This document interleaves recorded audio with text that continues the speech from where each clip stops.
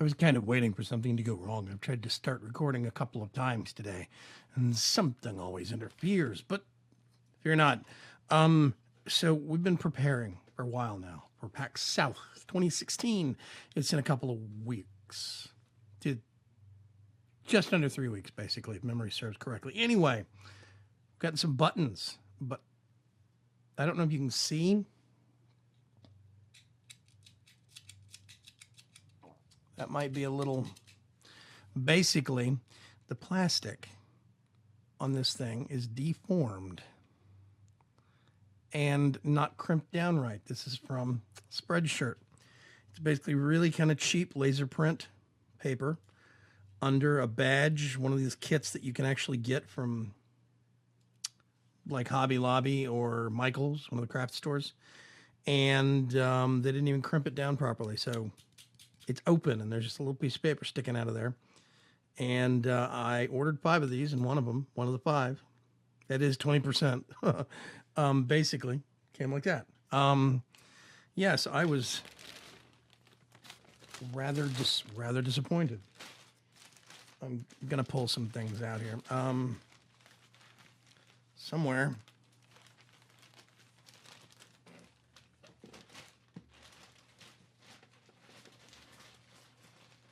There it is. So we've actually got buttons. These are going to be given away. These are non-crap ones. And these are going to be given away once every day at PAX South 2016, basically. There'll be a specific time of day where I will be on the convention floor, and I will tell people my basic area for the next 30 minutes. If you can find me, the first person to find me gets a button. For whatever reason, it's just a game. I'm going to play it. See if have any takers or anything like that. We also ordered some shirts, but the shirts came out less than impressive. Let me see if I can get right there. There we go. It's got that cool logo that Raz did for me. The problem is the shirt is about 3 shades darker than it was on the website.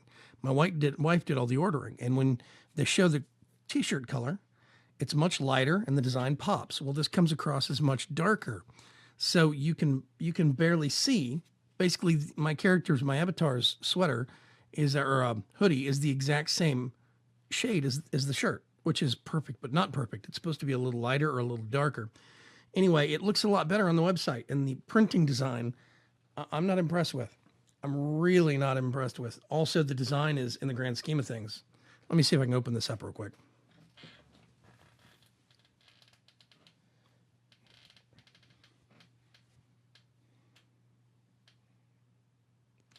That is a tiny design in the grand scheme of things, folks. That's nothing. I'm not impressed. It looked a lot bigger on the website. It looked a lot cleaner on the website.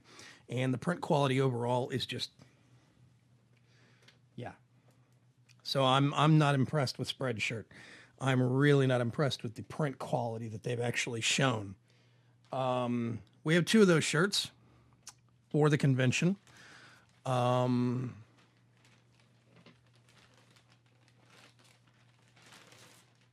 also got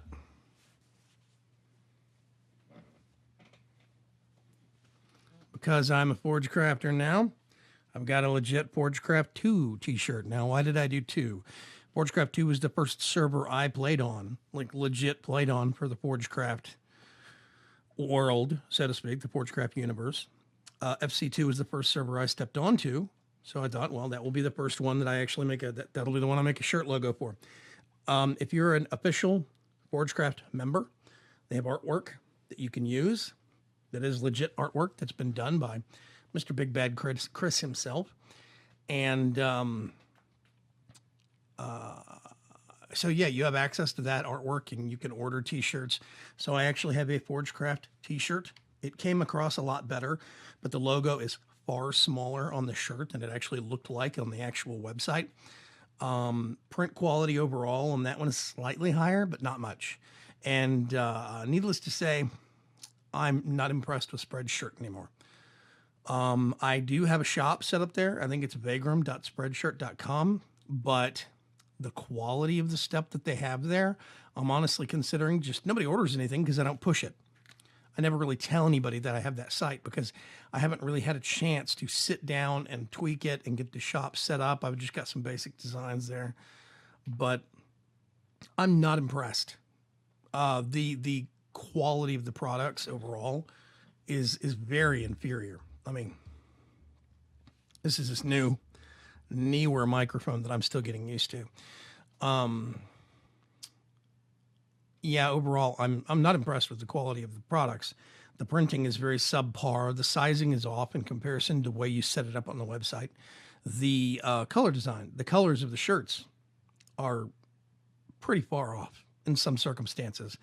Yeah, so it's just not good. I'm not very impressed at all with how it comes across. We've ordered t-shirts from Custom Ink before, and those always look top quality, top notch, very great. It is basically, we get exactly what it looks like on the website. The only problem is I can't set up shop with Custom Ink. It's all one-offs or by batch, and I can't run a store like that. I need something that can do one-off, basically print on demand. And it is becoming readily obvious that if I want any kind of quality at all, it's not going to be custom. I mean, it's not going to be Spreadshirt. So I need to find a better solution, some other place that can actually let me set up shop, put up some products. And I've got some really good designs in my head. I've got some artwork that I'd love to use. I just need to find some place that's not going to sell garbage to my customers. And I do not have any confidence in Spreadshirt anymore. I think wearing this shirt to the convention for PAX South is going to look kind of dumb because it looks pretty subpar, but it's what we've got. It's kind of what we're stuck with right now. So that's what I'm going to go with, unfortunately. Yeah. Let me think. What else has been going on so far? We're still prepping so many other things for PAX South. But enough of that. I'm still getting used to the Neewer microphone. That's this thing right here. I have a little fuzzy, one of the squishy windscreen foam balls. There are some that are for extra large mics. And there's a company called Vocal Port, I think it is, or anything, something like that. Vocal something. I have to go look it up later. But basically, if you do large microphone foam windscreen, there's like only 2 or 3 companies that make them. Thankfully, they're only like about $5. Got one, $5 or $10, depending. I just got a generic black one to go with my generic black microphone, and it's been serving me very, very well. I'm still getting used to fine-tuning the board. This Behringer Xenix 302 USB soundboard that I've got. I really do love it because it gives me a lot of fine-tuned on-the-fly control. I don't have to go into Windows control panels. I don't have to go into settings for OBS. I can basically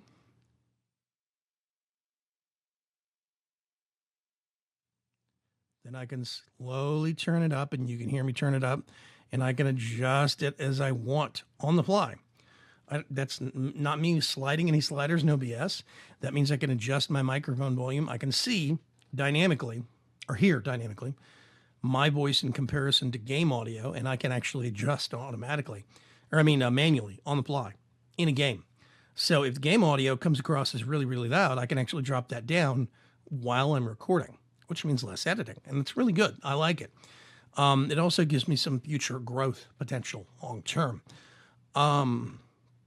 Let's see, what else has been going on? Season 3 of Vaygrim's Chance has been kicking off, and it's been very, very good.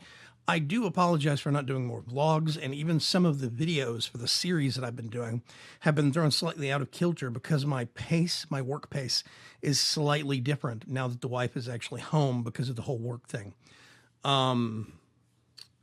So, yeah, I'm having to redo when I record sometimes. I'm having to redo when I actually work in some cases and when I edit and render and things like that. So I'm still finding my footing on that front, and I do apologize if you see some series that are like I'm behind on videos for Corpse of Discovery, and I need to record some later tonight and render them overnight so I can get them up during the week. I've been pretty good on Fallout 4 and Banner Saga. Banner Saga has been more popular than I expected, but that game is pretty long, and I'm hoping views will stay consistent right now. If views drop after about 10 or 15 episodes, I'm not sure. Not sure what's going to happen with that series. It has not had amazing views. Not as amazing as I would like, but it's been better than I expected, I guess. It's kind of a weird, interesting, niche little game. But anyway, I don't really feel like I accomplished much in Fallout 4. I feel like I'm kind of wandering aimlessly in Fallout 4, and it still gets really good views. People are still commenting on it. They're liking it. I don't know why. I don't know what the rhyme or reason is behind that, but whatever. I have been binge watching some stuff in my spare time on Hulu. I went through all of Stargate SG-1, the whole series, all 10 seasons. I went through both seasons, 2 seasons of Stargate Universe. I watched that show when it first came out, but I got about 4 or 5 episodes in, and there was a lot of drama that I really didn't like. So I stopped watching it. Well, it turns out that a lot of that drama, the parts I didn't like, clear up after a couple episodes, and it starts getting more interesting. Now, the writing for that show is still kind of confusing. It's like they had 2 teams that were writing, the good writers team and the bad writers team. And there was running about 50-50, good writers and bad writers. So each episode had its good parts and its bad parts. But overall, I thought the premise to the show was actually very interesting. It is a pity that it got ended early before they really got a chance to tell the story that they wanted to tell. But it had some interesting potential to it, to be sure. It was a really neat plot device. The show in general. I'm now going through Elementary, which is, I got to remember, is it CBS or Fox? I can't remember. I want to say that it's one of the major channels. You know, it's like CBS or something. I can't remember. But anyway, Elementary, it has Johnny Lee Miller and Lucy Liu in it. It's kind of a modern day. It is the American modern day spin on Sherlock Holmes. Whereas, you know, BBC's Sherlock is the BBC modern day spin. And they go 2 completely different directions. They really do have fairly different feels to them. I liked Elementary, but I just kind of lost touch with it because we don't have TV. I mean, we have TVs, but we don't have if you don't have here in Houston, there's big chunks of Houston, even if you have a antenna, even if it's a digital receiver, HD receiver of some kind, you can't get a signal just because of the way the city is so large and the way that it's mapped out. It's gotten to the point now to where it's pretty much, you know, cable or die. And that's just the way the city is. We cut the cable years ago, I think about 6 years ago, 5 or 6. And so there's lots of stuff that I kind of stop watching and come back to, stop watching and come back to. I watched the first season of Elementary and really loved it. Now I'm picking up season 2 and I'm into season 3 on Hulu. Let's see. New TV that's coming out that I'm really interested in. DC's Legends of Tomorrow, I think could be really cool, but it's going to be a mini-series season show. It's going to be either 1 or 2 hour episodes. I think it's 1 hour episodes or maybe 2 hour episodes. Anyway, it's going to be 1 or 1+ hour episodes, but there's only 6 episodes in a season. It is going to be an abbreviated season. It's supposed to feel more cinematic and more epic, high budget. So they have a shorter shooting schedule for each season. Marvel's Agents of Shields. The current season's been kind of subpar, kind of mediocre.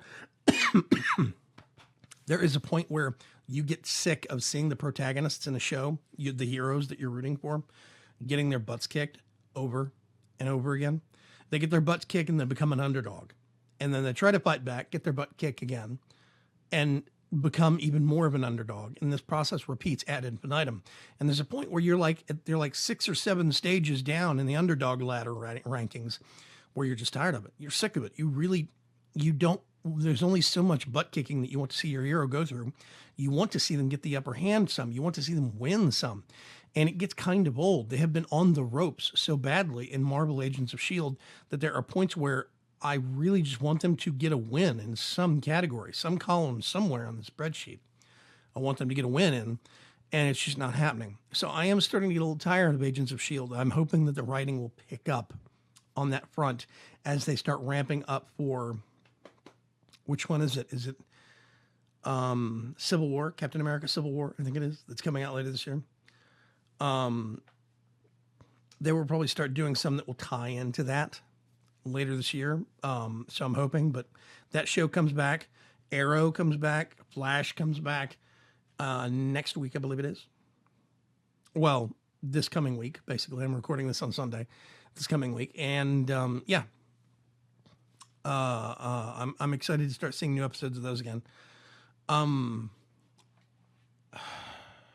Let's see what else has been going on. That's the biggest development on things. I've been having a lot of fun on Vaygrim's Chance 3, and I'm actually having to hold myself back some because I keep finding new and interesting and cool things. Like I was digging into Iron Backpacks. Iron Backpacks was a mod that was actually suggested for VC3 by my friend Teddy here. And I see why. It's a really cool, really flexible mod pack. It really is very interesting. You can do nesting of backpacks, crafting, automated functions like you can have one backpack, like your main backpack, gets all of the stuff from mining out of your inventory, even cobblestone. But then you can have a sub backpack that grabs all that cobblestone and auto crafts it into compressed cobblestone blocks, you know, or whatever. And yeah, it's very interesting to see that kind of stuff. It's a very neat mod. I'm really impressed with it. I need to start diving into it. There's a lot of features in RF tools that I've never messed with before that I'm just getting into, like space chambers and the builder and all this stuff. Oh gosh. There's whole stretches of stuff that have still, and even in 1.7.10, but added into, blood magic that I haven't messed with, the really high end armor stuff. Of course, now I'm also playing on Forgecraft 1, which is 1.8.9 mods, and it's buggy, but it's not as buggy as you'd think it is. It's actually pretty solid playstyle. Yeah, we do run across problems, and it's a very short, like 30 mods. I mean, when you compare it to almost 150 mods that are in the VC3 pack, it's 30 mods, and about a third of those, almost 10, are lib or dependency mods, core mods. So it's only really about maybe 18 to 20 mods. And it's a very small pack, and it runs like a speed demon, of course, because it's so small. But the stuff that they have, like chisels and bits, is just beyond mind-blowing. It's really cool. I am very eager for the wrapping around to the initial subject that we opened up with. I'm very eager about PAX South. I can't wait to get up there, and I've got plans on Friday.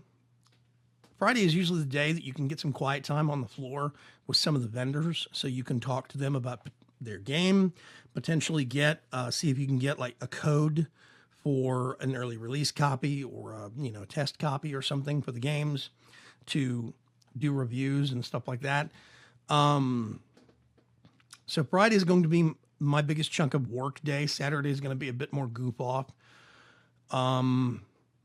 Of course, all my Forgecraft friends are going to be there. Lots of other Minecraft people that I know are going to be there. Hoping that I'm going to meet a lot of people and generally have a lot of fun. Let's see. Final subject that we want to wrap up on. Things are still kind of adjusting here around the house because the wife is now home all the time like I am, and she's starting to get into doing YouTube stuff and as well as just generally adjusting to not having her previous job and looking to what she wants to do next. We're still figuring a lot of that out, but that means there's going to be schedule changes on a fluid basis. She is always my top priority. My family is always my top priority, basically. I put her above everything else. So there are going to be points where I'm used to not having to get out of the house every single day. I'm used to being at home and recording constantly and stuff like this. She's used to, for a long time, getting out, going to a day job, being able to grab some lunch out and then come back. So there's been a big shift in attitude and general mental well-being for her on being home so much and not really needing to go out day to day. So every once in a while, we have to go out in the middle of the week and just go get some sun, go have some lunch somewhere, walk around the mall for a couple hours and just be. And, you know, that throws things slightly into kilter. So there's been a couple of weeks recently where, because of that, I haven't been able to live stream. There's been a lot of construction in the streets, on my street where my house is. So there's like two houses one being renovated, another one being like almost not just renovated, almost totally rebuilt. And the noise level between trucks and jackhammers and heavy equipment, guys going crazy with the nail guns, it all carries. It's not a big neighborhood. These are literally one house away from me. It's not right next door, but basically on the other side of right next door, and then across the street from that house. So, yeah, there's been a lot of points in the last 2 weeks where I haven't been able to live stream because of heavy equipment noise. And it's just the way it's going to be for a little bit, unfortunately. I'm trying to adjust. Keep your eyes peeled for another vlog coming out over the next week or so as we start prepping for PAX and we actually sit down and talk about what the plans are, what our schedule is going to be, and where we're going to be going. I will catch you folks later. Remember, if you're going to PAX South 2016 this year also, hit me up on Twitter at Vaygrim, or maybe just leave a comment in the comment below, in the comment sections below, you know, that you're going also and you'd love to see me and meet up, or just, you know, shake my hand or say hi or whatever. I would like to see you if you are a viewer or just a friend. Yeah, I'd like to see you up there. So anyway, I'm going to be up there all 3 days. I will catch you folks later. Have a good weekend. Have a good week. Bye-bye.